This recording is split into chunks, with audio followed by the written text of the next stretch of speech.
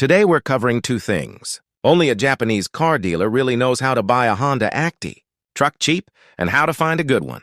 Here's the short answer first. Before you buy any Acty, check it on more than one site. GoNet Exchange, B-Forward, and SBT Japan are the big three. Links to all three are in the description. The exact same truck often turns up on more than one of these sites, sometimes at very different prices. In every comparison we made, B-Forward came out the cheapest. Now here's why that happens, and how to actually use it. Start with why this is even a question. Honda never sold the Acty in the U.S. There's no dealership network to shop between. Instead, a handful of sites do the job, the three we just mentioned, plus a few others. Many of the listings on these sites ultimately come from Japan's own domestic used car market, translated into English. Some of these sites also carry their own inventory directly, so it's surprisingly common to find the same truck listed on more than one site at once. Here's something useful and something to watch out for at the same time. Most of these sites let you enter your country and your port. Type that in, and the site gives you an estimated total price with shipping added. That's genuinely helpful. But it's still an estimate, not a final number. B-Forward says this outright on its own site. Import tax and duty get added on top of the car's price, not included in it.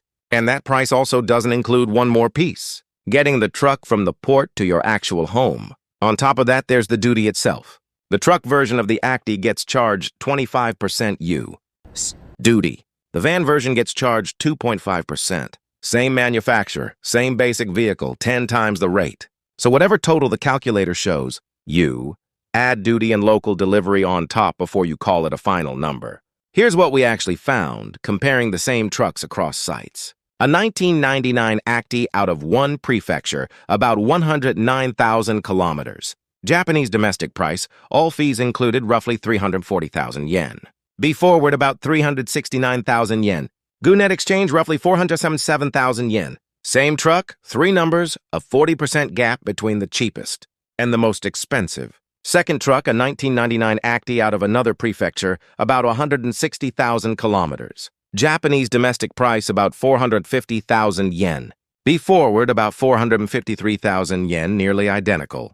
GoNet Exchange, about 565,000 yen, highest again. Third truck, out of a third prefecture, under 100,000 kilometers. B-Forward actually came in at 438,000 yen, cheaper than the Japanese domestic listing itself. GoNet Exchange landed in between at 549,000 yen. We checked several more Actys beyond these three, and the pattern held up every time. One possible reason comes down to what these two sites actually are. Think of it like the difference between Amazon selling something itself versus Amazon hosting a marketplace of outside sellers. B-Forward works like the first kind. It's an exporter itself. It buys the truck and sells it to you directly. GoNet Exchange works like the second kind. It's more of a mall. It primarily acts as a marketplace, rather than the exporter, hosting listings from a lot of separate businesses, regular used car dealers, dedicated export companies, and dealers, who happen to also handle exports. To be fair, B-Forward carries plenty of that same shared inventory, to the same domestic listings you'd find on GoNet Exchange. But even on those shared trucks, B-Forward tends to come in cheaper. One possible reason is that B-Forward itself is the exporter handling the deal directly, even on a shared listing, while GoNet Exchange is still hosting someone else's price on top. That structural difference may be why B-Forward's numbers kept landing lower. You're more likely paying one exporting company directly instead of a dealer's price passed through a hosting platform. There's also a specific reason a dealer might sell a truck at or even below the domestic price. And it may explain what we saw on that third truck.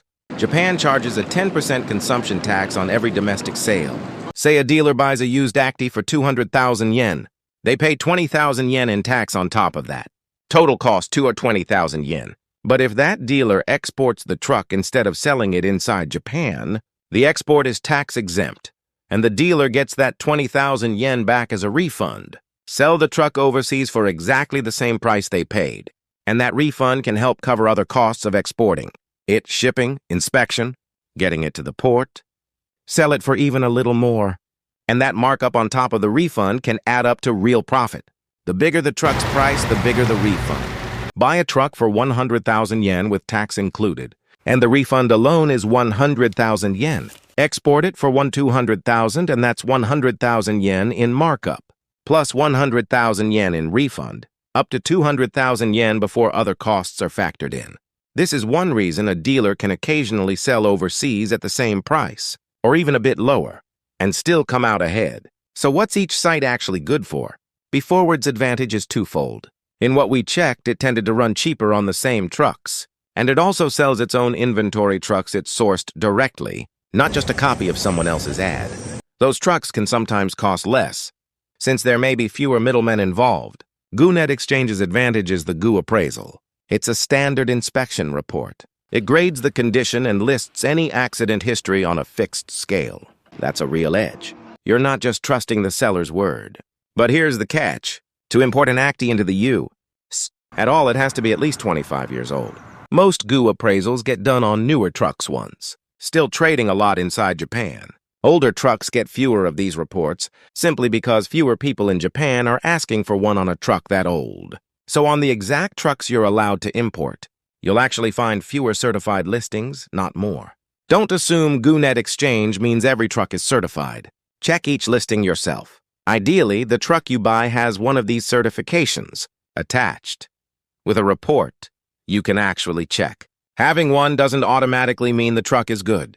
But when you can't inspect the vehicle yourself, it's one objective piece of information you otherwise wouldn't have. Now, which Actys can you even import today? The rule is 25 years from the manufacture date.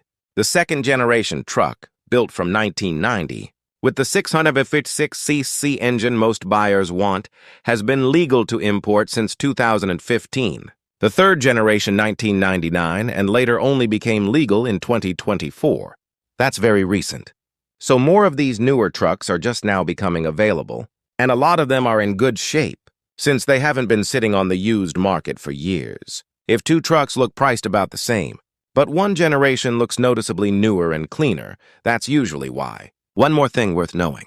Because so many of these sites pull from the same source, the same truck can be listed and sold in more than one place at once. If a truck you've been watching disappears fast, that's usually why. Someone else bought it first, through a different site, or straight from the dealer in Japan.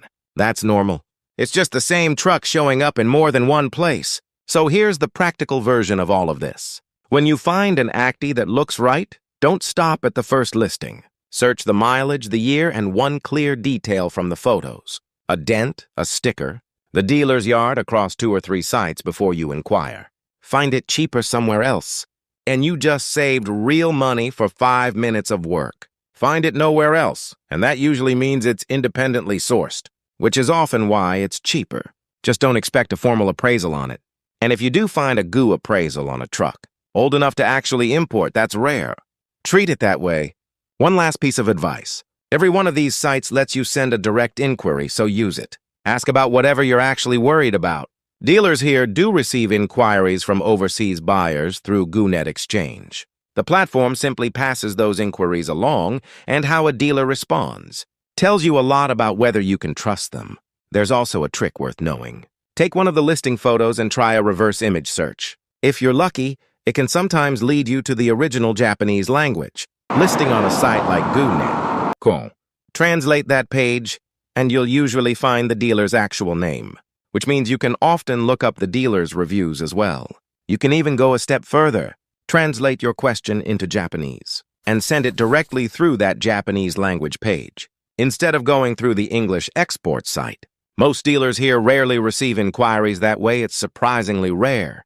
But going straight to the dealer, instead of through a middleman, can sometimes get you a more detailed answer. If you do, send it in Japanese rather than English. That's the complete answer to the 2 questions we opened with. Buying cheap means comparing the same truck across more than one site. Before you commit, and knowing that a dealer can sometimes sell you a truck cheap and still come out ahead, thanks to the tax refund on their end. Buying good means comparing listings, checking for a Goo appraisal. When one exists, and asking the dealer the right questions before you buy,